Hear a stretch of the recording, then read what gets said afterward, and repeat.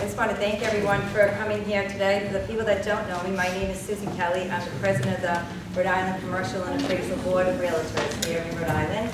And this is our first Opportunity Zone grant that we're doing here. A couple of housekeeping rules going on.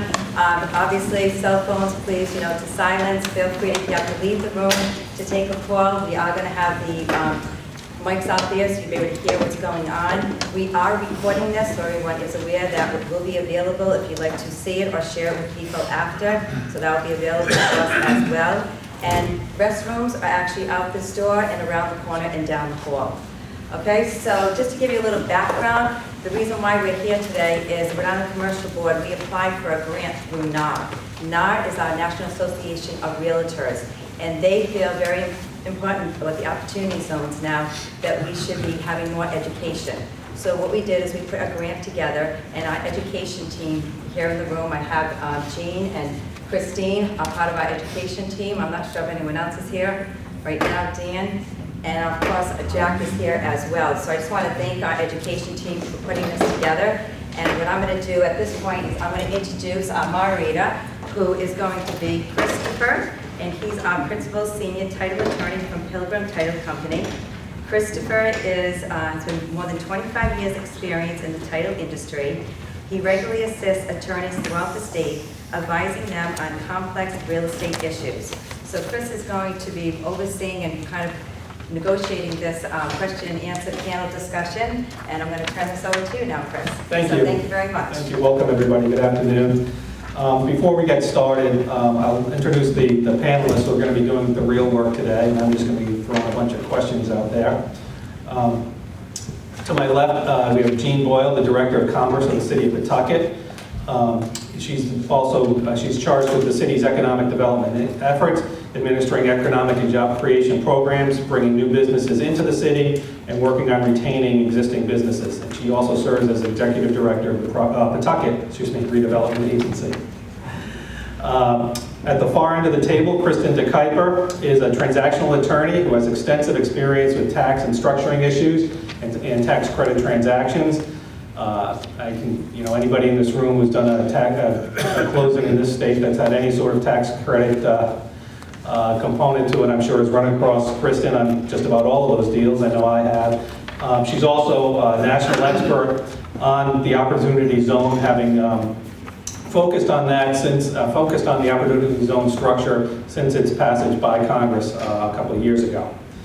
And we also are pleased to have Richard Galvin, who's founder and president of CV Properties, a Boston-based real estate and development and investment firm.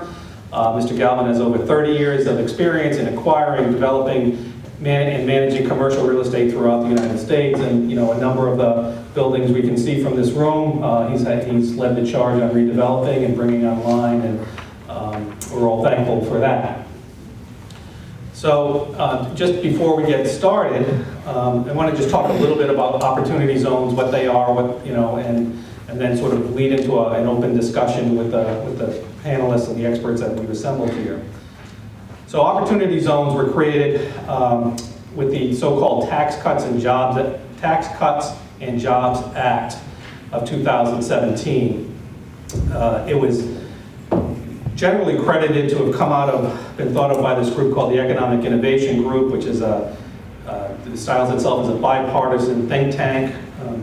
And the Opportunity Zone was created to address a couple of needs of the mid-2010s with regard to some lingering economic problems in the U.S. First of all, the recovery from the Great Recession had been uneven at that point. I mean, we all remember the crash of 2008. By 2015, 2016, lots of places had recovered fully, but lots of places in the country were still struggling with high unemployment and all the economic ramifications of that. Not the least of which is another issue is investors. It was hard to draw investment dollars and new opportunities into the zones that hadn't fully recovered, that had the high unemployment. So, and then the third issue is there had been some recovery, and some folks had, in the prior decade, done well and had investments that had really appreciated and scored well. And so getting those dollars unlocked without those investors having to pay capital gains was another sort of ticklish issue that the Opportunity Zone Act was created to address. So what is the Opportunity Zone? We're not going to get into the alphabet soup of it, the QODFs and all of that, but it's a program to help all those three issues, just to spur investment and growth in areas that have been lagging behind. And so what it does is it allows for a deferral on some capital gains that are reinvested in businesses that are located within the Opportunity Zone. All those zones were designated by the state's governors back in 2018. They're either low-income communities, as that's defined by the Internal Revenue Code, or a census tract that adopts a low-income area. Rhode Island, I believe we have 25 specific opportunity zones spread across 15 different cities and towns. So given that, what we're going to go through are 4 basic areas. First, what are the benefits of the program, the Opportunity Zone program? How does the process work? What are some of the questions that investors and partnerships and developers might be asking? And what about the businesses, the Opportunity Zone businesses themselves? What are some of the issues there? It's going to be a very open discussion and high, sort of broad-based. I don't think anybody's going to come out of here. If you didn't come in here with the ability to create one of these funds, the knowledge to structure one of those, I don't think you're going to leave with that. But you will at least know the folks to call and ask the right questions. So with that, let's start with questions focused on the definition of the benefits. So Kristen, maybe you could start and then the others jump in. What are the major tax benefits of the Opportunity Zone incentive? Okay, well, as Chris mentioned, this involves capital gain. So if you have gain from the sale of a capital asset, actually maybe I should use my mic. Is that better? Okay. So if you sell an asset to an unrelated party and you have capital gain from the sale of that asset, and it can be any asset, it can be your family business, your real estate, your coin collection, your Amazon stock, any of those kinds of assets count. You have gain, you have the ability to defer paying tax on that gain by investing it through a particular structure into an Opportunity Zone business. The benefits of doing that are you defer your gain until December 31st, 2026. So it's not forever, it's a time period. So you have to pay taxes in 2026. However, along the way, if you hold your new asset, your new investment, for at least 5 years, then you get 10% of that gain forgiven, the tax on that gain. If you hold it for 7 years under the statute, you would get an additional 5%, but at this point, that only worked up until the end of last year, because at this point, there is not 7 years left between now and December 31st, 2026, so you basically only get the 10% forgiven. So those are the basics of the deferral, but the thing that most people are interested in from the investor side is the third benefit, and that is if you hold your investment for at least 10 years, and then you dispose of your investment, you pay no tax on any appreciation in that investment. So if you picked a home run, then you're going to do really well. So that's the main interest point I'm finding, at least in terms of the deals that I've been looking at. Great. So just in terms of the appreciated asset or the asset that we're selling, this doesn't operate like a 1031 where I have to do a like kind of my coin collection for a better coin collection, correct? Correct. You can invest your gain in any kind of asset.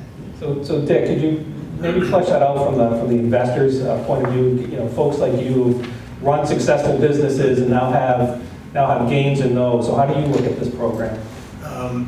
Yeah, sure, Chris, thanks. And I represent the check writing component of the Opportunity Zone panel here. And again, to take a step back a little bit, most of the deals that we do involve institutional investors, private equity funds, et cetera, many of whom those investors are endowments, pension plans, who aren't taxpayers, right? So the Opportunity Zone world is filled with high net worth families, individuals, and to a certain extent, some corporate taxpayers like insurance companies. So it's a more defined set of investors, let's call it. Those of us in the development world know that there's been this emergence over the last 5 or 6 to 10 years of high net worth individuals and families. And this is a great program for them to deploy capital in a more efficient way into real estate development. As Kristen said, there's many other businesses you can invest in. We'll focus on real estate for the moment. And for us, we sort of backed into it. We're working on 3 projects, one of which is a hotel over here, which is starting construction in earnest in a couple of weeks. We have another hotel in the Charlestown Navy Yard, and a third site that we're permitting, UMass Boston. It's a very large site. All 3 of them were either under our control or ownership before the Opportunity Zone legislation was passed, and we just happened to, Yahoo, it landed on us.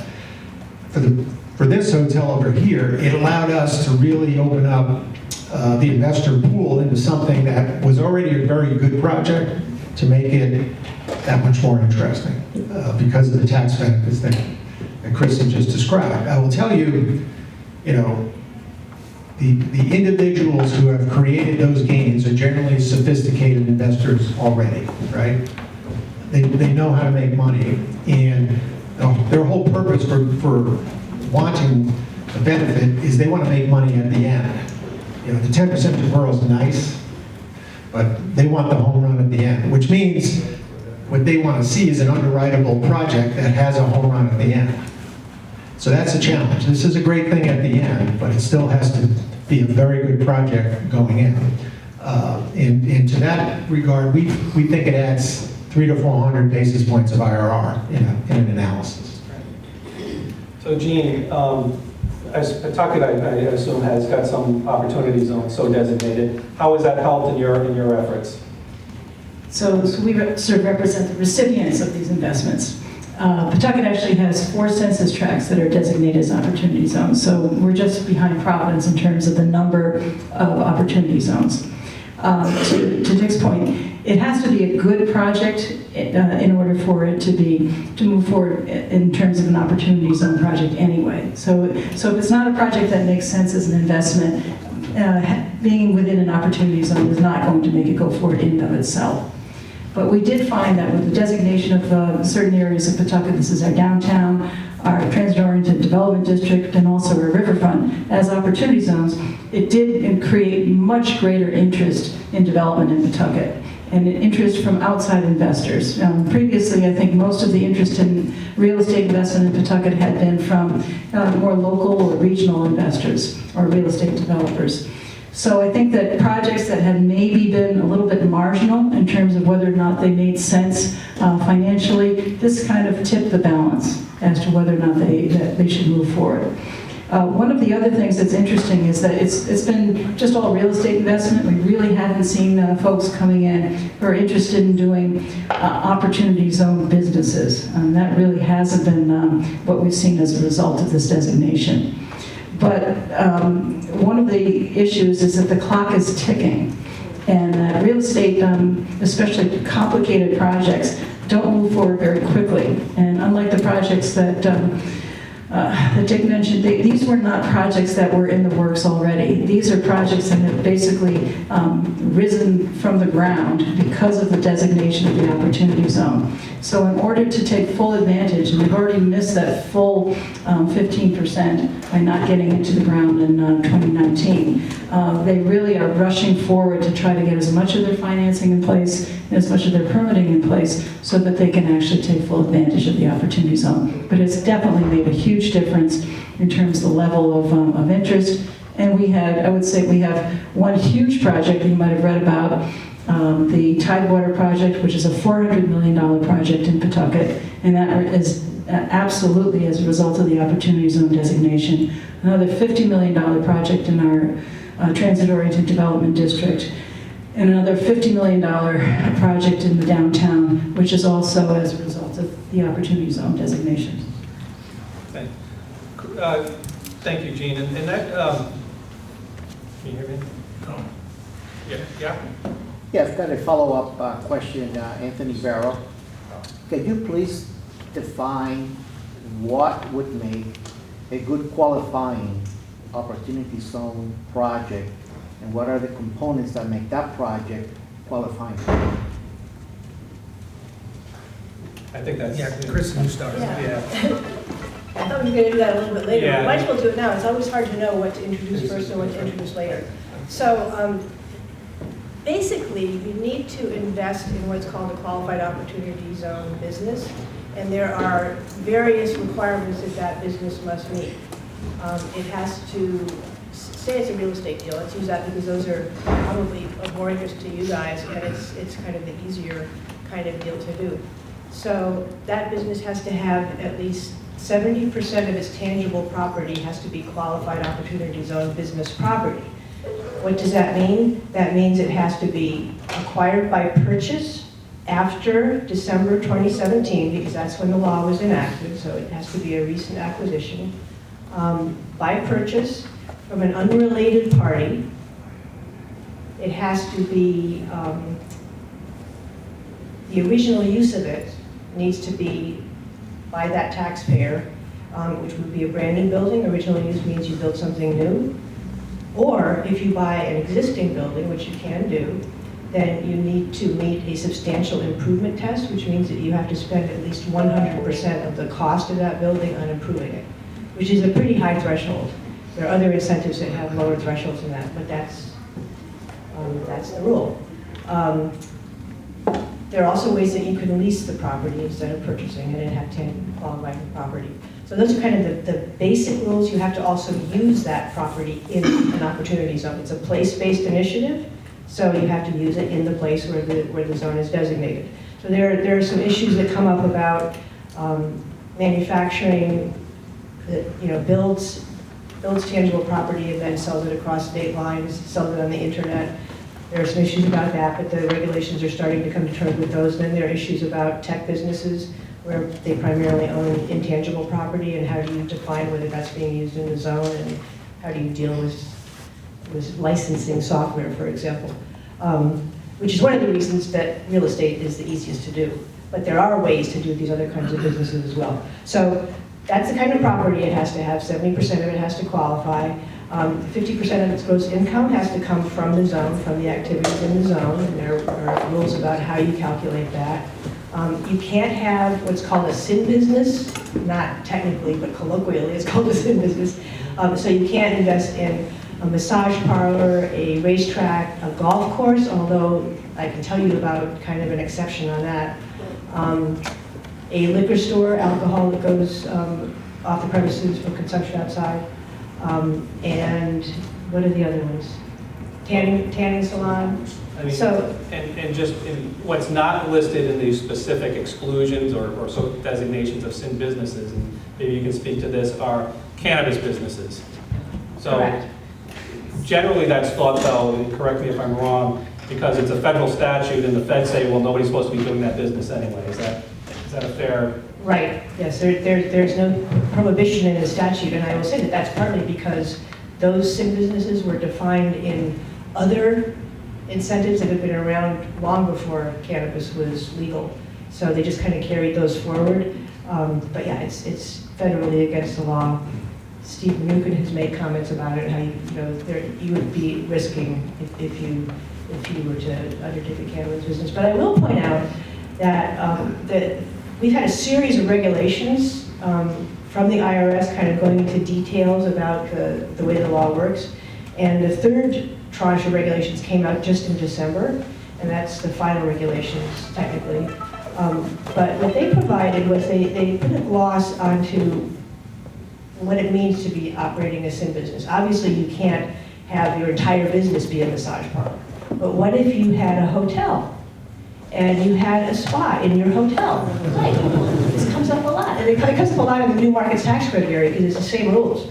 So if you have sort of an ancillary thing going on that you could construe as one of these sin businesses, then what do? Well, the new regulations provided that if you have any of these categories of sin businesses and they represent less than 5% of your business, by I think it's by revenue and by square footage, then there's a little exception for that. And that's also useful in some other areas, for example, grocery stores. I mean, this is a program that's supposed to be for distressed communities.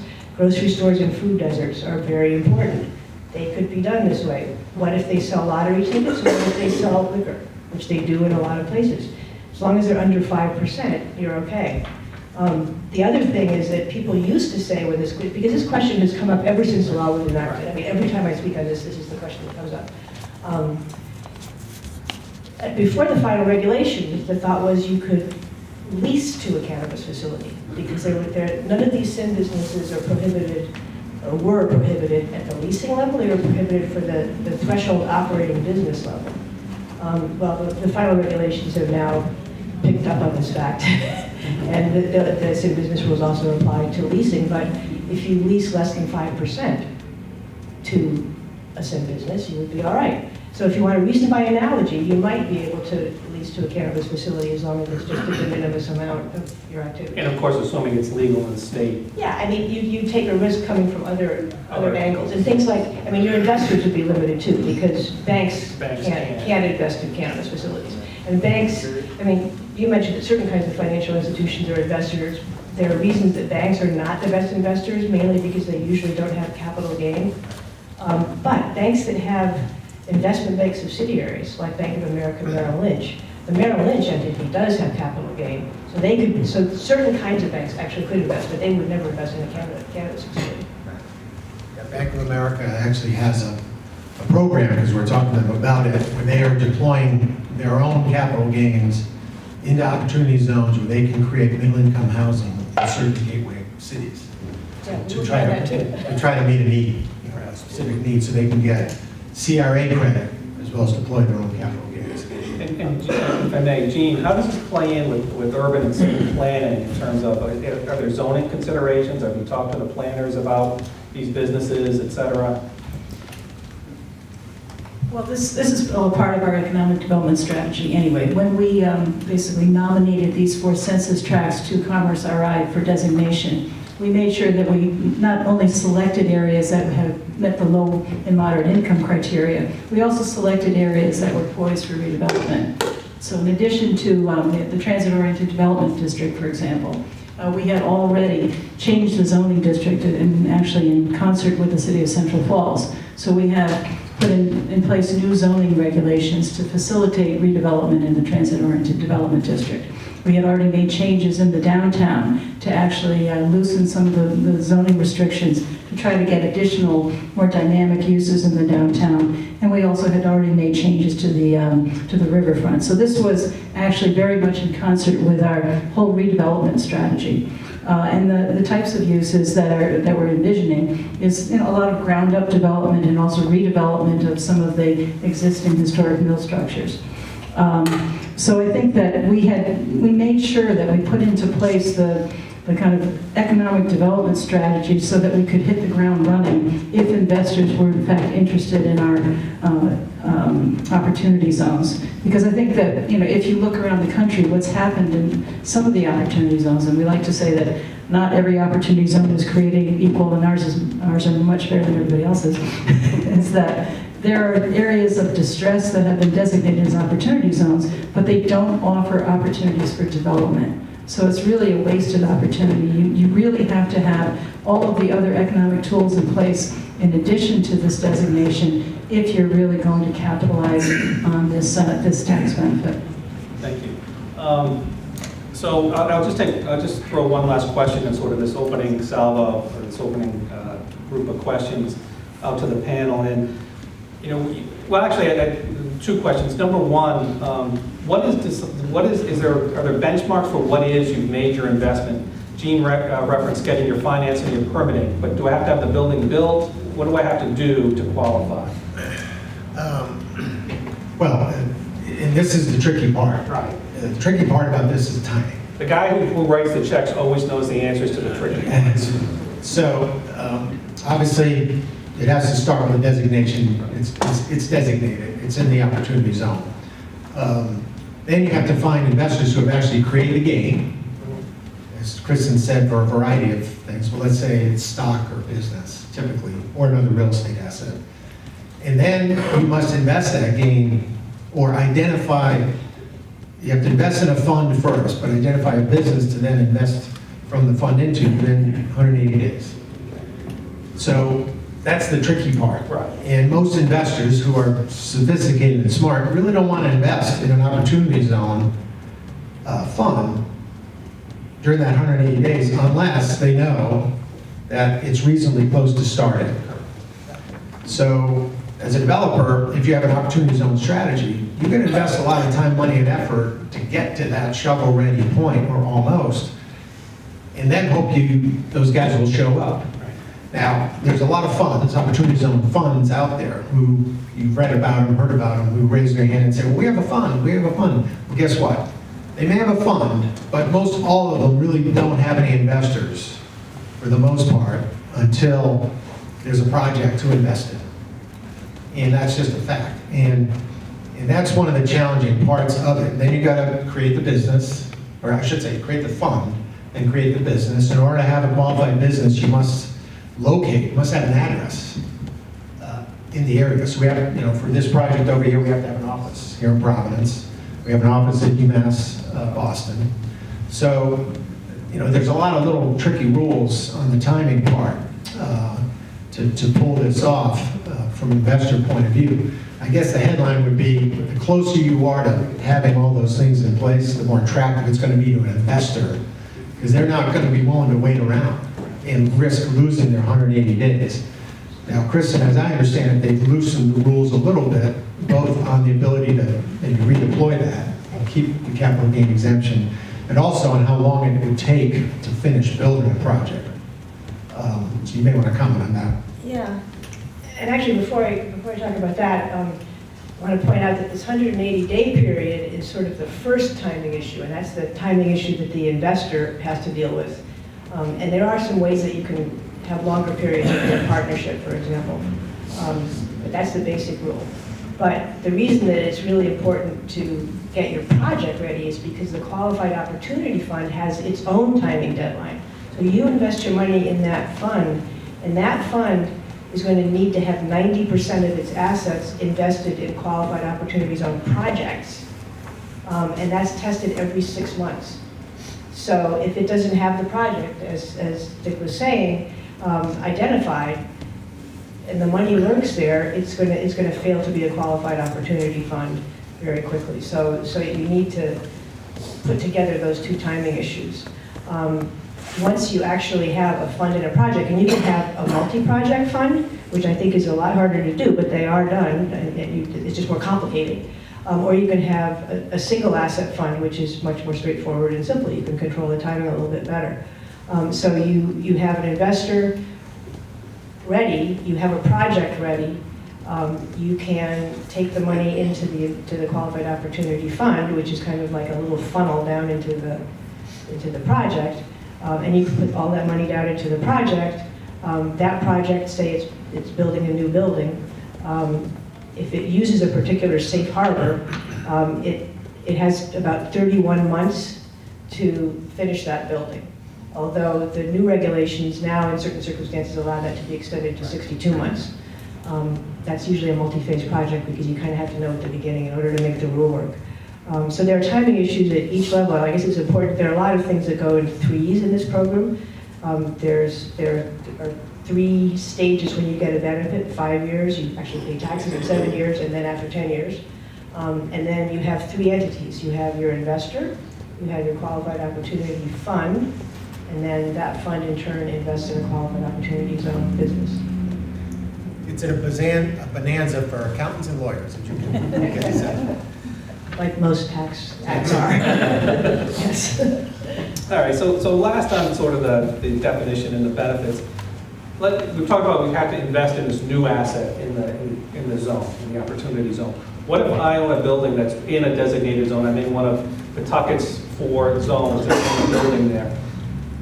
You say the sale has to be to an unrelated party. Is there some way, other than finding somebody who wants to buy it, is there some way I may participate in that as the building owner already located in the zone?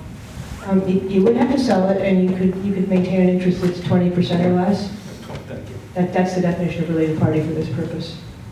You also could lease it, although it's harder to figure out how you maximize the 10-year benefit with a lease. I don't know if you have thoughts about that. Well, two of our projects are on ground leases with public agencies, so they're going to get a long-term stream of benefit. And the IRS has ruled that ground leases, as long as that substantial investment threshold is met, qualify. In terms of an existing owner, it is sort of counterintuitive to punish an existing owner who doesn't, for investing in his own asset that gets excluded. And it wouldn't surprise me if that evolves further. But as Kristen said, I think the best way is to sell it down to 20% or put it on a ground lease and let someone else make the investment. I think it's the only way to do it. Right, there aren't that many possibilities, yes. Yeah. Although, I just thought of one thing, vacant buildings, actually there's an exception for vacant buildings, and what you have to remember is that this is theoretically a program for distressed communities, so vacant buildings might be in distressed communities. So if a building has been vacant for at least 3 years after the date of the enactment of the statute, then you could treat it as though it was original use. But it's unlikely that a vacant building would have a significant capital gain that you Yes. could then sell and redeploy, right? Well, that building wouldn't, but somebody else. Yeah, investment. Somebody else's investment, so. Yeah. The redevelopment agency has kind of gotten into that whole debate as to whether or not, what is the role that the redevelopment agency will play? And will we actually own some of these properties or assets as part of these projects, or are we better off actually owning them, leasing them to the developers? So that whole debate as to whether or not it's better for the opportunity zone investor to own it or to actually have a ground lease, we've been involved in that discussion as well. And I think that it appears that the legislation, the regulations keep changing, so that whole discussion seems to be a little bit fluid. But that is a role that the city can play if you have a redevelopment agency in your community to actually serve as that bridge to actually make it more advantageous for the development to move forward. So on our Bayside project, it's on land owned by the UMass Building Authority, it's a 99-year prepaid ground lease. We haven't closed yet, we're doing permitting, but we spent a lot of time and effort with them to structure the ground lease to enable opportunity zone structuring on a multi-phase project going forward for the next number of years. Foresight. Yes. We may not, maybe one project or maybe none of them, we don't know yet, but at least the current capitalization is all capital gain dollars. 15 million capital gain dollars. All right, so let's talk a little bit about the process. And so we're selling an asset that's been, that I've got a capital gain in, or the investor has a capital gain in. What must I invest? Do I have to invest all of my gain? Do I have to invest the gain plus the original investment? May I just invest some portion of my gain? How does that work? So you can invest up to the amount of the gain, and any amount less than that. It doesn't have to be, it doesn't have to coincide with the exact amount that you experience as a gain. It's your tax gain. So your tax gain might be different than the proceeds that you receive, but you can invest up to the amount of the gain that you would otherwise realize. Yeah, so I sold the building last year. I'm investing portions of that gain over here in the other projects. But as Kristen said, it's a gain. right, it's the gain. So I should say the tax. Yeah. The taxes. Not the cash. Not the cash. Not the the cash. taxes. So if I've encumbered, so if I have a $5 million gain and I've encumbered, say, $3 million of it, so I'm only netting $2 million out of the closing, or however that is. Do I have to invest the entire gain, or just I can just invest the cash I pulled out? Yeah, but it's the capital gain. It's the capital gain, correct? And you could even theoretically borrow money. I mean, you wouldn't have to use that exact cash. I mean, the proceeds of that exact sale, it's just cash in the amount of the gain. Of the gain, of the tax gain. Yeah. So let's move on, I guess, a little bit towards more interesting stuff. What do investors and partnerships, how do they play into all of this?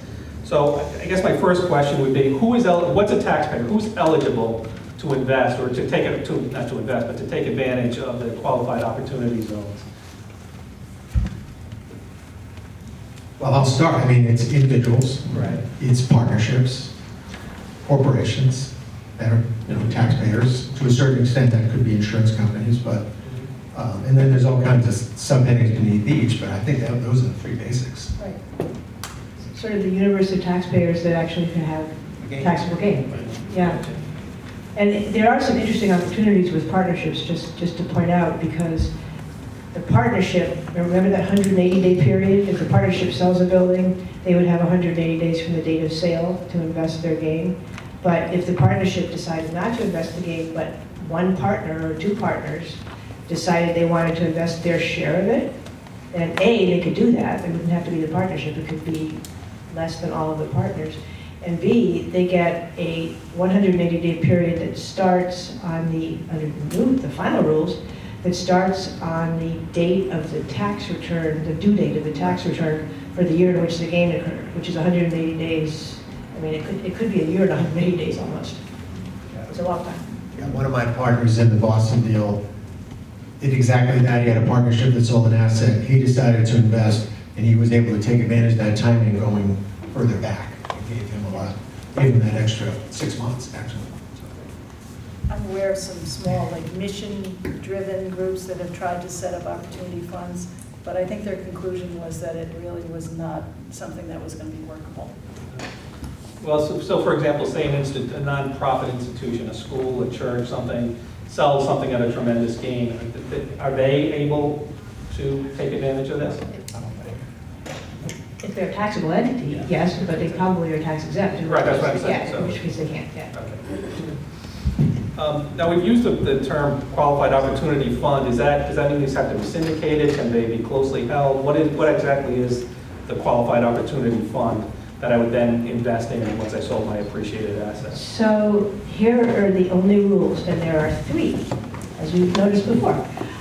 The first one is it has to be either a partnership or a corporation for tax purposes. So it can't be an individual or a disregarded entity. It has to have a purpose to invest in opportunity zones, and it has to have 90% of its assets invested in qualified opportunity zone projects, tested every 6 months. Those are the only three rules. So what that means is there are big multi-asset, multi-investor funds that are like the private equity funds that Nick mentioned earlier, with all the complexities of how that would be structured in the ordinary course. There are individual, single property, a couple of friends kind of funds, or a family, where there's just one investor and one manager. Since it has to be a partnership or a corporation, you have to have two if it's a partnership at least. So there's the whole range from simple to super complex. Chris, and this is a question that's come up a lot with us, is to your point, we've seen individuals with friends or whatever form their own fund. But one of the hurdles we've heard is you can't have a fund invest in a fund and then into a business. So, and these guys would call us up and say, well, I've got my own fund. And we're like, well, you can't invest in our fund. Because we've set up a single purpose fund to then invest in the business to build the building. And they're like, oh my God, what do we do that for? But would you ever let them invest side by side? Because that's what happens absolutely. sometimes. Yeah, Yeah, they just yeah. can't go through your fund. Yeah. Yeah, exactly. Well, I mean, so if they're $50,000 investors, I'm not sure we want to spend $20,000 to structure it. If they're large investors, probably, but you're trying to simplify incredibly, complicated transactions as best you can. So I would say maybe. So, we're at the very beginning of these funds, and the projects are just about to get built, and that type of thing. What is the, is there testing as we go down the line as to what's the enforcement mechanisms, the testing mechanisms that the IRS has set up? What are they looking for, and when will that happen? Well, the IRS is taking kind of a hands-off approach to this, although we think that's going to change. But at this point, the Qualified Opportunity Fund, even though the statute kind of implied that you would have to apply and get it certified by the IRS, they decided not to go that way. So the fund itself does what's called self-certifying. And the way they self-certify is by filing a form with their tax return every year that provides certain information that shows that they qualify. So actually, they don't get looked at by the IRS until their first tax return, which could be, over a year after they start their business. So that's one aspect. I mentioned that every 6 months test on whether they have invested 90% of their assets in qualified opportunity zone property. I mean, that is an every 6 months test, but it doesn't get reported, like I said, until the tax return. So theoretically, if you were audited, then it could be looked at earlier. The other thing that was in the statute originally when it was proposed and was taken out before it was enacted was some reporting requirements that basically were about the use of the money and the impact in the low-income communities and how many jobs are created and that sort of thing, because this program does have a policy to it. So those were taken out of the Tax Act for sort of a procedural reason. And there's been a lot of concern about whether the early fund investments have really been in the most distressed communities, because as was mentioned, the census tracts in different states vary, and the policies used to determine which census tracts were selected by the governors vary. So there have been a lot of investments that have, maybe if you read the New York Times, you've seen some of them discussed. It seemed like they might not be really the kind of thing that you would be hoping for if this is a distressed community investment. So there is kind of a push to get this reporting back, at least as a reporting mechanism, so that the success of the program can be evaluated, not as a requirement, because they can't change the statute about what the requirements are, but they can try to hold people accountable by requiring reporting. And there have been bills enacted in Congress, and if Congress ever finds itself able to enact something, this might be something that will come up, because there's some strong feelings about it among certain people in Congress. I would agree with that. Obviously, a lot depends on the election, but I think there could be a bipartisan push for more reporting. But the fact is, I think Gene would agree, there's already a lot of reporting requirements in most of the cities that are in these zones on whether it's construction, participation, job creation, statistics, et cetera. So I don't think it's a huge lift for developers, and there's no penalties that I don't think will ever get passed. I think it's just more reporting. I think that's right. Right, type stuff. Although, Well, suppose you fail this asset test, this 90%. We haven't mentioned that. That one, yeah. Yes, there is a penalty, which I didn't mention, this asset, the 90% asset test. If you fail that test, it's tested on a monthly basis for this purpose, then the result is that you are assessed a penalty. The fund, the Qualified Opportunity Fund, is assessed a penalty for every month that is out of compliance. So it could get back into compliance after a certain amount of time, and then the penalty would stop. And the penalty is based on a formula that is tied to the applicable federal rate. No, it's the IRS underpayment rate. And the last time I checked it, it was around 5%, and it would be a 5% penalty on the difference between 90% and wherever you were. So if you had 70% of your assets properly invested, then that 20% would be subject to a 5% penalty. So that's there, and there's no real guidance about whether there's a point in time, if you continue to be out of compliance, that you could actually get decertified as a fund. That's not really addressed, although it's sort of implied that it might come later. But right now, there's not, so you wouldn't have a draconian issue necessarily. I'd just like to comment on that too. It's flashing, so I don't know what that means. One of the challenges for cities like Pawtucket is to get investment to take place at all. I mean, we have a lot of things that we have going for us in Pawtucket, but the opportunity zone, as I mentioned before, was kind of that additional incentive that was the tipping point for developers who were poised to make investment for projects that were a little bit marginal in terms of whether or not there was a return. And to have this in place, I think, has made a huge difference in actually getting people to move forward. Some sort of a clawback clause that would actually deter investors. If there was this prospect that through some sort of a reporting mechanism, that this incentive that really has made the difference in terms of them moving forward might actually, 5 years from now, make it possible that this incentive was no longer there, I think could actually have a really deterrent effect. I mean, it's difficult enough to offset the risks associated with real estate investment in underinvested areas, But if you start to add an additional layer of kind of regulatory risk, I would think that that's something that would actually be very difficult for us to overcome. Yeah, that's a great point, and it brings to mind the EB-5 program that many of you may be familiar with in terms of visas being delivered for cash investments that a lot of people made who were desperate to get into this country, but they actually were hoping to get their money back, and a lot of them, there was fraud and other things associated with it.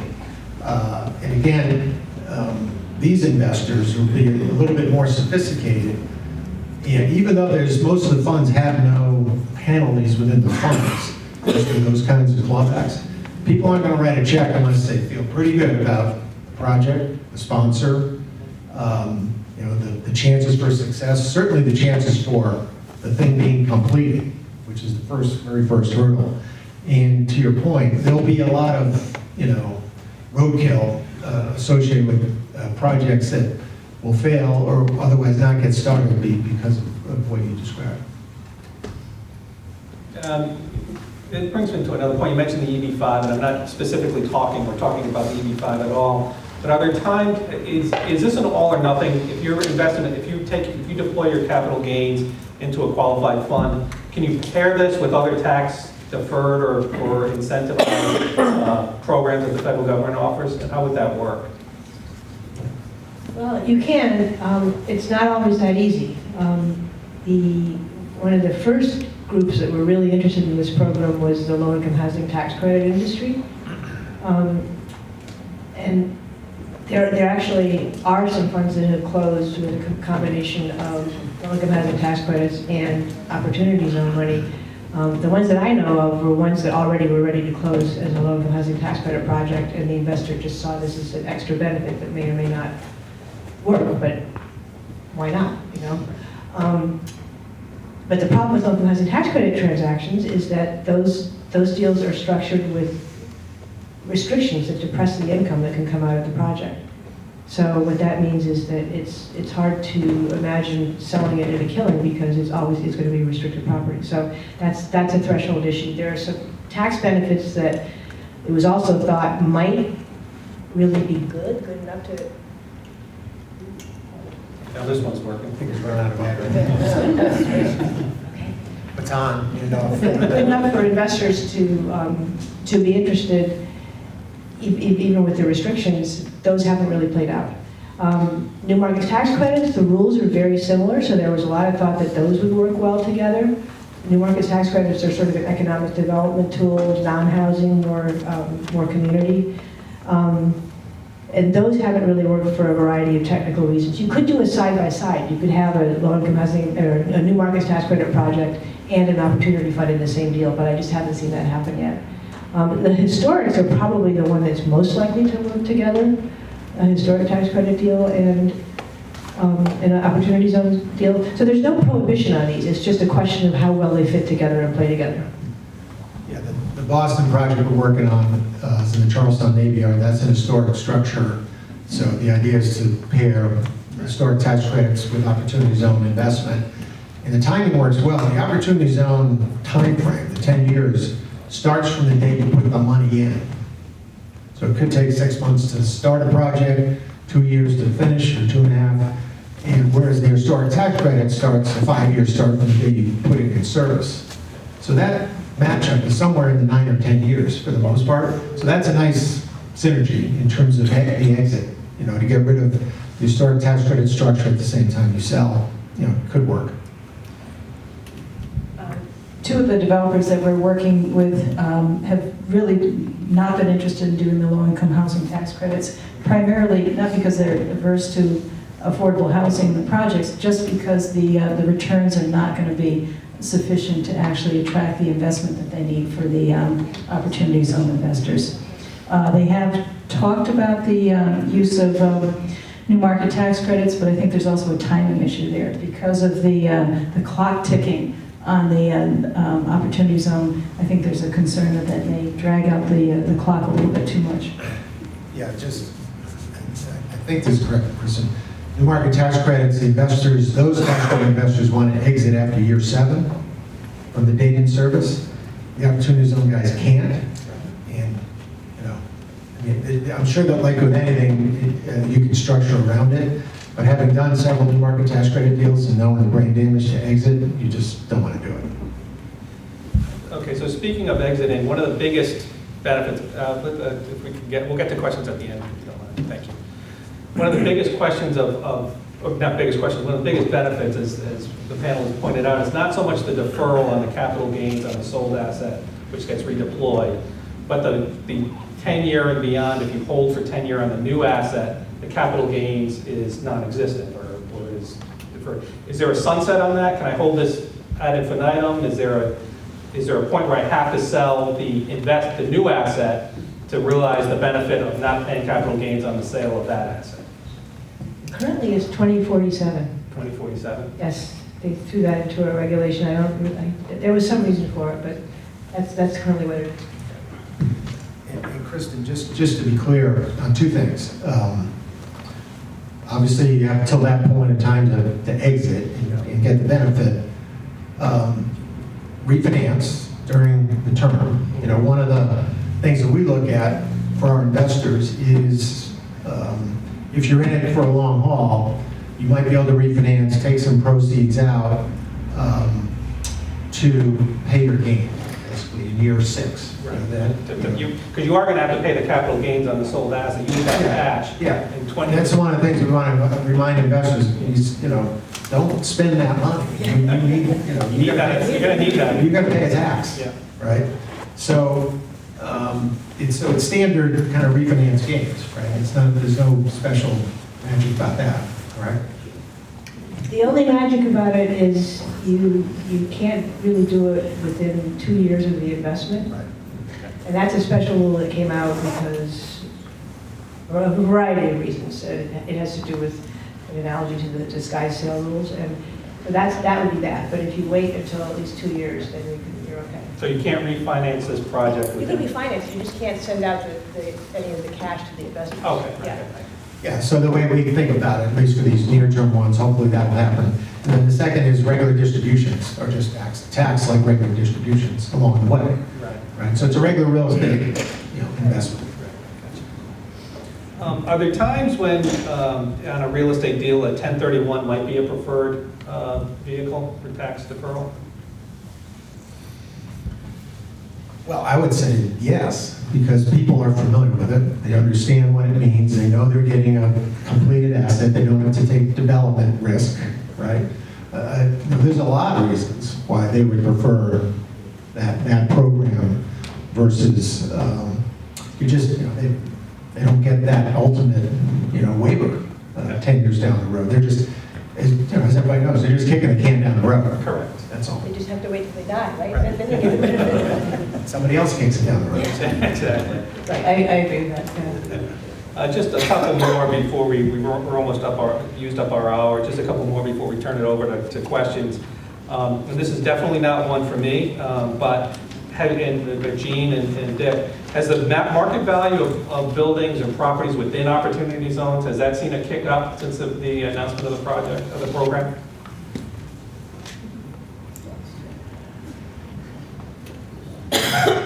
I would suggest that the speculative value seems to have gone up, but I'm not sure whether it's because of the opportunity zone or because of some of the other things that we've done in downtown Pawtucket. We have the train station coming, we have made some other zoning changes, and then also the city was able to get the super tip legislation last year, which encompasses all of the opportunity zone areas as well, which gives us this tool where we can capture new incremental state taxes to assist us with these development projects. I would say in general it depends, right? Every marketed asset out there is that's in an opportunity zone. The brokers will tag it. It's in an opportunity zone, and therefore you should be interested. But there's no real data, for the appraisers in the room. There's no comps. There's no real data to show that a particular property traded higher because of it. So I would say. To Gene's point, there are certainly markets we've heard about, Florida, LA, whatever, that there's a lot of speculation going on, which by its definition drives values up. But in general, I haven't seen a lot of data that says this particular dirt should be worth more. Because don't forget, these are development assets, by definition, right? In development assets, you know, unless you're in really crazy hot markets like Boston or others, you know, those are going to be highly valued anyway. You know, I haven't seen it change anything in Boston, that's for sure. So I put that question to our audience. Have any of you seen a change in kind of real value?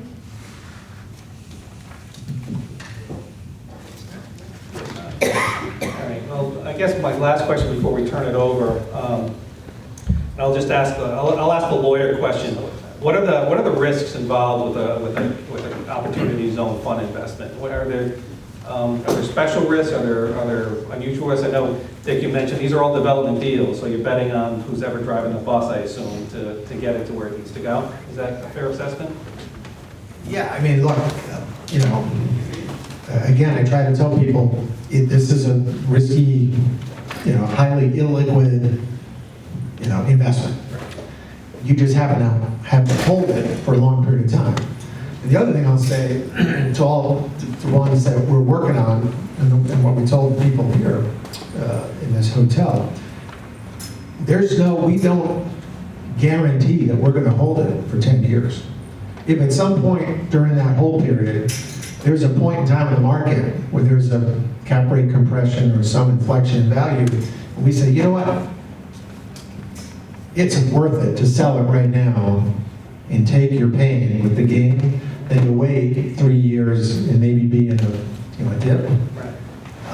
And just do smart real estate analytics. So I think the main thing for them is to make sure they're in a good real estate investment, number one. Number two, there's good sponsorship on the reporting side, because that's always, and then number three, that they do their own reporting appropriately. Because as Kristen said, a lot of this is self-reporting.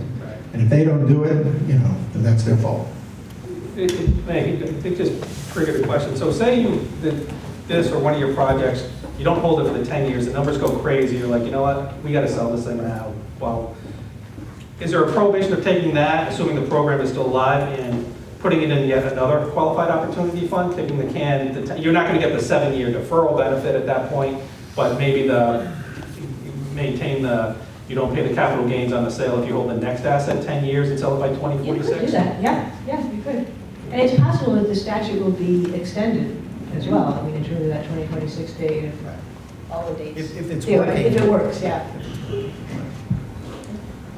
I'd also just like to point out that these, opportunity zones are not intended to be vanilla real estate projects. And that's why this program was created, was to draw investment into areas that had, traditionally been underinvested. So I think there's probably an inherent greater risk associated with the projects that you're investing in, which presumably is also reflected in the greater rate of return. So I think that's just another thing to keep in mind. These aren't greenfield projects for the most part. These aren't projects that have taken place in areas that have a white-hot real estate market. So I do think that that's another consideration, because that's why the program was created, was to get this investment in areas like downtown Pawtucket. That's a very good point. And when Pawtucket or Providence, the investors ask us, why are we investing in a hotel in Providence? What's the long-term benefit of that? Well, it's a great project for all the right reasons. And by the way, it's in an opportunity zone. And it's by the way, not a headline. Gotcha. I would also say that, in terms of risk, there are some risks depending on who's operating the fund that you're investing in. If you're an investor, you need to make sure that everything is actually structured properly, and the person who's running the fund knows what they're doing, because there are a lot of, as we talked about, there's a lot of rules that you have to follow. So from the inception, it has to be done right. So there is that risk. There's the penalty risk. Things could happen. If you transfer your interest, you might have your gain experienced earlier than 2026, for example. There are a variety of things that can happen over time, but they're not really risks. They're just implications of what happens. So I think we've highlighted most of the risk. Anybody on the panel have any questions before we turn it over to the audience? Seems to be a lot of what if, and it's a buts, who referees this? Is it the IRS? Is it an attorney like yourself? Who oversees this? All Okay, these what ifs? So there are rules, there are regulations that if you read them and you follow them, then you're fine, although there are many ambiguities, as you're probably pointing out. There is no oversight of an agency or anything. The IRS will look at the tax returns once a year, and you might have a problem at that point in time. You'll have accountants. I mean, all of these projects need to have accountants, and the accountants need to understand the program and do the compliance properly. So in a sense, they're an oversight, and the attorneys who are involved, both in structuring the project and moving forward, can be a kind of oversight. It's like it's a market that has to regulate itself, basically. And if big disasters happen, it'll go away. So, Yeah, you know, one of the obligations we have as investors and developers to our partners is to report properly on the project itself and also on the financial performance, get K-1s out on time, provide good reporting and information. From there, you know, we tell them, you've got to do your own tax return, you know, you've got to do what you're supposed to do. But one of the, you know, very interesting things about this program versus, you know, low-income housing tax credits or new market or any of the other tax credit stuff, it's self-regulated, which means it's open for huge potential disasters coming up. We don't know, but it also means it's good. You know, there's not a huge bureaucracy that all these other programs have. So there's going to be good and bad associated with it, I'm sure. One of the things I've noticed too is that there's been a winnowing out process. When the Opportunity Zone program was first announced, and Pawtucket had 4 of these zones, we had a lot of development interest, a lot of people knocking on the door saying, hey, there's an Opportunity Zone, we'd like to do investment. Then we found out that so many people sort of dropped off as this process continued. And the ones that have actually continued and actually put forth development projects are the developers who have the sophistication and the understanding of the program. And because it is complicated. So I also think that it's going to be important that if you are interested in investing in a project, that you actually are teamed up with a developer who has that sophistication and has that understanding of it, because it is going to be, it's a long haul type of thing. One of the big pools of capital that we're seeing emerging is, I'll call it the registered investment advisors out there that have, let's say it's Morgan Stanley or Charles Schwab or whatever, that have huge access to clients all over the place, and they're seeing a lot of interest from their clients, so they're starting to pool. So there's this layer of kind of accountability with those guys, I'm sure, as regards to financial planning and reporting and stuff. That remains to be seen, but they should be doing the right thing, I hope. How does that go into international then? I mean, in terms of, do they have different rules and regulations internationally for investors coming into our opportunity zones? Well, if you're a U.S. taxpayer and create a gain, you own Amazon stock and you just sold it, you can, and if you pay taxes here, you can invest. What is a typical 10-year return on investment expectation from an investment?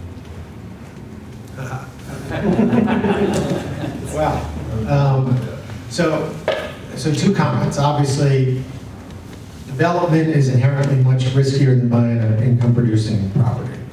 So, and typically development, those kind of investors want to, the money that builds the building isn't the money that's meant to own it. So those investors want to get out in 2, 3, 4 years after it's built. And they want a mid-teens IRR. Teens? Teens. Or as I like to say, a double, double your money kind of thing. The issue with opportunity zones, because it's a 10-year hold, the IRR gets compressed just by math. But the multiple could go up if it's a decent, with inflation, et cetera. So I don't know. I tend to look at a rule of thumb. If it's a regular investment and you can get a double, great. If it's an opportunity zone, it better be a 2.5 or a 3 to hold it that long. Did that answer your question? Yeah, it just sets the expectation for Yeah. what qualifying property. Yeah, but if you hear somebody say an opportunity zone fund is going to get to a 20% IRR, don't believe it. This gentleman. This might be best directed towards Gene, and you kind of nibbled around about coupling incentives. So each opportunity zone is not created equal, and each site is specific, and the finances have to work for the developer. But it doesn't seem like the sites are flying off the shelf. Is there any certain type of project outside of job creation and low-income housing that the cities are looking for? Well, I would argue that $500 million worth of proposals is kind of flying off the shelf. So I think that That's an unprecedented amount of development interest in the city of Pawtucket. But what we're able to do is, in the city of Pawtucket, one of the things that we do offer is tax stabilization agreements of up to 20 years, which is, you do that in the city of Providence as well, but I think that's something that's a very generous TSA, and that's based upon the level of investment. The city council recently changed the TSA ordinance to make it commensurate with the value of the investment. So for an investment of up to $20 million, they'll offer a 20-year TSA, 15 million, 15-year TSA. So oftentimes that's a combination. We also work very closely with Commerce RI and the Rebuild Rhode Island tax credit program. So for the smaller developments, by smaller, the $50 million size ones, it's usually a combination of a Rebuild Rhode Island tax credit, tax stabilization agreement, and also the opportunity zone credits. I mentioned earlier that last year the General Assembly gave the city of Pawtucket this super TIF tool. And if you're familiar with tax increment financing, typically tax increment financing is based upon the incremental increase in property taxes, so it's a municipal tool.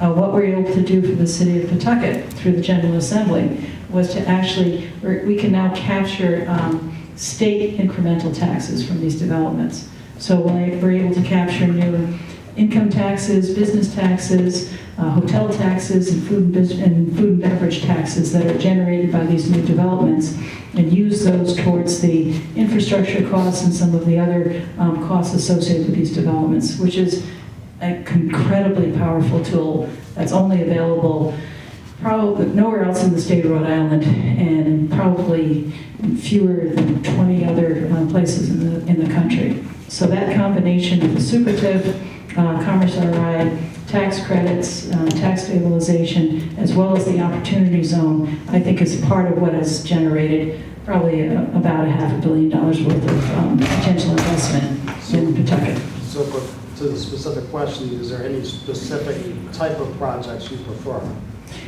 We prefer, what we're seeing is mixed-use development. So it's a combination of multifamily and retail and office space. We prefer to see something that's going to generate commercial, not just the multifamily. The multifamily has been very robust in Pawtucket in the last few years. Currently we have about 900 units in the pipeline in Pawtucket, a combination of new construction and mill rehabilitation.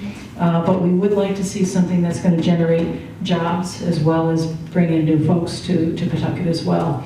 The $400 million development that I referenced, that's been in the papers a lot, is a sports-centered multifamily development. It's going to be a new professional soccer stadium as well as an indoor sports kind of convention center, hotels, multifamily development, office space, and retail. And the city, and where the state and the city are going to be stepping in, is to actually provide funding for the public infrastructure associated with that. The other two developments, the two $50 million developments, one is a mixed-use development, 150 units of multifamily, as well as 25,000 square feet of office space and retail, and the other one is a kind of a destination hotel, retail type of space. So our preference is to kind of get activation in the downtown and in the TOD as well as the riverfront. So Craig, just one quick caveat to my comment about the returns. We are seeing high net worth families and as I mentioned, some corporations, B of A, we're willing to take a lower return if there's a social aspect to the investment that's beneficial to them. You know, very wealthy families in particular, those second and third generations like to see these kind of, you know, social returns register for them. So you're going to see some of those show up for sure. And they'll take a lower return in the end for that. Sir. As Richard mentioned, it's the timing up front particularly is challenging to get a head start since you own your properties. Are the municipalities, or are you seeing any municipalities offering any kind of fast track approvals, shrinking down the process to get started in this NIMBY world that we live in? Right. So the City of Boston's very interested in our Charlestown project, partly because they don't know what to do with it, the opportunity zones. Right? Boston's strong enough, they don't really need to attract people to come in. But at the same time, they also want to be mindful that to the extent there's opportunity zones in communities that are underserved, Mattapan, Roxbury, some others, they want to be prepared. I will tell you, they don't quite know yet what to do. I'm quite certain State of Rhode Island, Commerce, others, you know, if there's a way to make it attractive, they would work on it, right, Jean? If I can speak to that, the Tidewater project, we've been working very closely with the state of Rhode Island, not just with Commerce, but also with the state permitting agencies. And we are doing everything we can, as are they, to try to facilitate the approvals, both the state approvals and the local approvals, because we are very mindful about that clock ticking on the opportunity zone. Within the, as I mentioned before, within the transit-oriented development district, we had anticipated the need for this sort of pace of approval. The city council in Pawtucket and also in Central Falls is a joint planning district, granted, put into place the zoning, knowing that we were going to have opportunity zone developers who are going to be on basically a short clock. So the zoning that's in place is intended to be as kind of streamlined as possible so that as many of those approvals can be granted administratively rather than having to go to the commission at all. Yeah, I would tell you, perhaps an equal or not bigger deal is actually getting the drawings done to a point where you can price the construction so that the investor isn't taking all this risk before he's put his money in the fund and into the zone. And that's, you know, that means you're investing. Control over. Well, you have control over it, but it means you're spending, Yeah. you know, $1 million to $2 million in advance of getting money. It's good to know if you have the zoning and the variance you need Oh, yeah, no, of course. before you spend that money. And I would say that municipalities in other states are definitely providing the same kinds of things that we've been talking about in terms of other enhancements. And the city of East Providence here is doing fast track approvals and some things that sort of surround and help the timing issues. So that's definitely something that is being done. Yeah, well, my only comment on that is typically with an institutional investor, you get the zoning, you get the investor to commit, then you spend more of the money to get the plans. When you got an investor on a 6-month clock, you got to have the drawings done and the GMP done and all that stuff, or else they're not going to wait. They'll go on to the next project. So there's a little bit of, you know, a lot more risk taking on the development part to put out these pre-development dollars. Yes, sir. Last question, because we're past our hour. Why don't you go ahead? Quick, pre-question. Is there an obligation to roll a game into the Opportunity Zone Fund, or can you forego the first part and just play for the long 10-year capital gain? No, you definitely can't do that. That's what, I mean, that's what people have tried to, before all the regulations came out, there were some people who were arguing that you should be able to do that. I never really thought that was in the statute. But then the regulations came out and said, absolutely no, you cannot do that. So. You have to roll a game forward. Right. Yeah. You can't be original dollars. It has to be a capital gain that you're redeploying. Okay, I was told by someone deep in the industry that there's an ability to buy a project already in construction, almost pre-CO, and roll the gain in. How do you structure the deal to do that? Well, I mean, one of the requirements that you have is that the original use of the project commenced with the taxpayer, and that doesn't happen until placement in service. You can kind of invest almost at any point in time, as long as the underlying business is doing the right thing at each stage. I mean, they may not need the money so much, they have to have a use for it, you know, at that stage. Yeah, that means kicking out an investor. Right. Right. Came in for that very express purpose of being in for the game. But with no construction risk, you can shoot for a slightly lower. Of course, yeah, that would be, Right. that's definitely doable, and it will be interesting to see how that evolves, but it just means the investor who came in, the very purpose of having that gain protection, Yeah. is decided, I just want out. Right, unless there wasn't an investor. I worked on a project where a developer was building a multifamily apartment building, market rate, and it turned out to be in the zone, and it was almost done, but not yet done, and he was able to transfer it to qualified opportunity zone business, in which he had up to a 20% interest, but no more, and bring in investors. So you can do that if all the facts are right, and you're right, if there isn't an investor, then you have to kick out, yeah. That's a pretty narrow needle. Yeah. I think it'll get narrower over time. I mean, in that case, it was because, oh, here I am in an opportunity zone, what am I gonna do? I haven't placed in service yet, you know? We are in business to get lucky at some point, so. That's a good stopping point. Well, do we have any more questions? Any more questions? We have another half hour we can go. Oh, I thought it was 4:30. 4:30, you got done? Well, okay, so we have, is it questions from everyone? I Yeah, don't we have think another, anybody- we have another Yeah, sure. question here, yeah. About EB5s, Richard just mentioned EB5. Can you explain how EB5 play on this opportunity zone and? Well, I don't know. I mean, I think they're kind of mutually exclusive in terms of motivations and the pool of investors. So I'm sure with the right amount of lawyers and accountants, you can probably marry it together and make it work. But the EB5 is much more structured around job creation and real, high-level job tracking and all of that stuff, where this one is not. And my bet is the opportunity zone investor, reasons for investing would be very different from the EB5. The census data, the locations are actually pretty similar because they all derive from the new market tax credit census data for the most part. But, and again, it's difficult to raise EB5 money. I mean, it's very challenging, a lot more challenging than the opportunity zone. So I haven't heard of it being combined, but. Yeah, I think the timing issues would be really problematic. Really problematic. Yeah. Like I said, yeah, because the EB5 investor they want their money back if they can get it. Everybody used to say, well, it's free money. It's not free money. They want it back and actually want a decent return on it. But they want it sooner than the opportunity zone investor.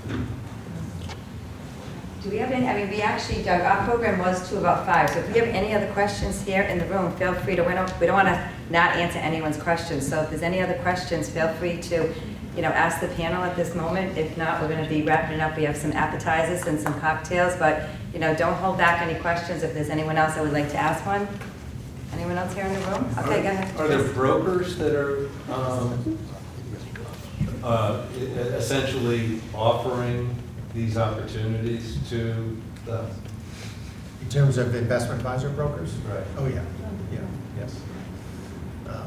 There's both funds, and like I said, some groups like Normandy Real Estate Advisors partnered with one of the large, I can't remember which one, a Charles Schwab type advisor to build their fund, right? So I'm sure there's an intermediary fee to all the brokers, let's call it, to funnel their clients' money into the fund.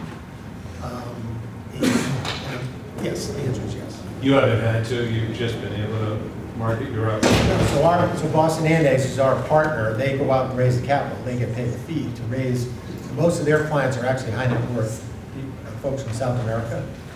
But because the opportunity zone emerged, we ended up getting some amount of U.S. investors as well as South American investors, all of who have gains. And that's just through their network. So they always pay a fee to raise money, Chris. You know that. All right, go ahead. So who's managing opportunity zone? Is it by city or is it the state? What do you mean managing? creation Because of you them? have 25 opportunity zones in 25 cities or towns. So who's managing it? They were nominated by the governor of each state, and then who was it, Treasury, yeah. Treasury. Each state's governor got to nominate 25% of their low-income census tracts, or if they were a tiny state like us with less than 100 census tracts, then you just got 25, not 25%. And so that was done in the beginning of 2018. It was all done by all of the states by June. So those are set in stone. They're not going to change, and they're going to be opportunity zones as long as there's an opportunity zone program. And they're very different in various states depending on their policy goals. And they're not really managed, but they are promoted. So Commerce RI does have a program where they'll promote the opportunity zones, and they encourage the cities and towns to do so as well. So there have been a number of programs that Commerce RI has put on to try to kind of get the word out about, you know, the different development opportunities within each of the cities and towns.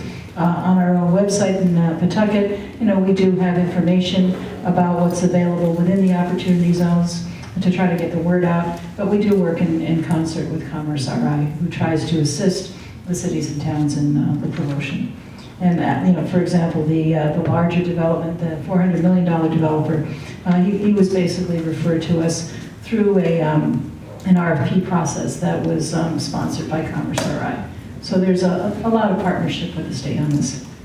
And you can look on Commerce's website and find out where the zones are in Rhode Island also. And if you're looking at other states, the CDFI fund has a very easy-to-use website. They have opportunity zone resources, so you can find zones in any state. Yes. Is there a minimum recommended threshold for an opportunity zone project? Cost value, 2 million, 5 million, 10 million. Is there a minimum in order to satisfy all the different incidental expenditures with legal accounting and so forth? I mean, there's transaction costs that kind of overwhelm little investments, but because it's largely self-regulated, you know, you can do reasonably small projects and it would be worthwhile. Yes. This may be an odd question, but I'm thinking of the UMass Boston property. Can you sublease? In other words, can you do vertical Yes. projects? Yes. Yeah, So- that was a big part of the brain damage, and now I'm out over my skis, right? But the answer is yes. We've been told you can sublease. So I could we have come to you- we have a lease with UMass Boston. Right. Each project will be further a sublease that is structured to enable opportunity zone investment. And it's vertically. Yes. One thing just to point out about subleasing is that you can't do a triple net lease. So for example, I mean, the example that's given, and all of these rules have examples about what they're trying to prevent. They're trying to have an active business that actually brings new activity, new economic activity into a community. So if you build a building and triple net lease it to Walmart, then, which is typically what you would do, that's not going to qualify. There are some variations if you had some tenants who have a triple net lease, but there are other tenants that don't, and if you have a lot of management obligations, maybe you're okay, but you can't just do a one-off kind of coupon clipping kind of triple net lease deal. Yeah. So, and I'll make one last comment that I hope would exemplify the promise of opportunity zones. So we're in a building that was built in an opportunity zone. It didn't, it was before the thing started. But at CIC, for example, there's a couple hundred entrepreneurs, right? All trying to think about the next great thing that they can build a business around. So to me, the exciting thing about the opportunity zones is, can we figure out a game plan to get those entrepreneurs who are here in this building capital, opportunity zone capital, to form a business, to grow those jobs, you know, right around here, notwithstanding the intellectual property kind of issues to be worked out, but to grow that business that starts with a $2 million investment and becomes worth $50 million, that becomes pretty attractive to a capital gains investor. And to me, that's the promise, is to create all these jobs and grow an economy that comes out of it, besides just real estate projects. And that's a perfect example, I hope, of something that could really be beneficial in these opportunity zones. Let's talk. All right, well, I think that will wrap it up. If you don't have any other questions or questions for our group here, we just want to say thank you so much to the panel from the Rhode Island RICABOR as well as from NAR.